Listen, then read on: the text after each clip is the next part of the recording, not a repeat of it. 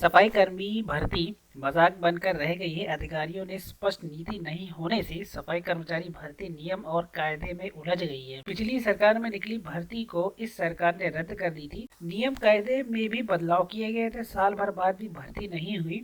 अब वाल्मीकि समाज ने अनुभव प्रमाण पत्र का विरोध किया है, जिसके बाद ग्रेटर और हेरिटेज निगम ने होने वाली भर्ती को स्थगित किया है। दोनों निगमों में पिछली सरकार के पैटर्न पर संविदा के आधार पर भर्ती हो। ऐसे में डीएलबी अधिकारियों पर कई तरह के सवाल भी खड़े किए गए। ये न्यूज आपको दैनिक भास्कर में मिल जाएगी, उसमें ये छपा हुआ था। पिछली सरकार के पैटर्न पे ही भर्ती करनी थी तो नए नियम क्यों बनाए।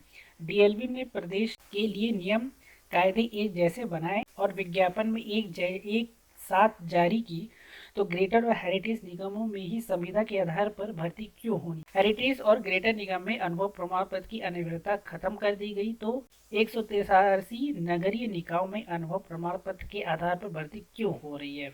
अगर डीएलबी पहले ही ग्रेटर और हेरिटेज निगमों में संविदा भर्ती के आधार पे करने का ऐलान कर देता, तो ग्रेटर और हेरिटेज निगमों में आवेदनों की संख्या में बढ़ोतरी हो जाती। जिनके अनुभव प्रमाण पत्र निगम उपायुक्त जारी कर चुके हैं, वे ग्रेटर और हेरिटेज निगम को छोड़कर दूसरी जगह आवेदन कर सकते थे, ताकि उन्हें जल्द नौकरी मिल जाती। 23,820 में से 4,077 पदों पर हेरिटेज और ग्रेटर निगमों में भर्ती होनी थी इसमें से, लेकिन डीएलबी ने अब नए आदेश जारी करके इसे स्थगित कर दिया। डीएलबी ने नोटिफिकेशन में 1 साल का सफाई और सीवरेज का काम करने का अनुभव प्रमाण पत्र तो मांग गया, लेकिन यह किस साल होना अनिवार्य है इस बारे में स्थिति स्पष्ट नहीं की थी।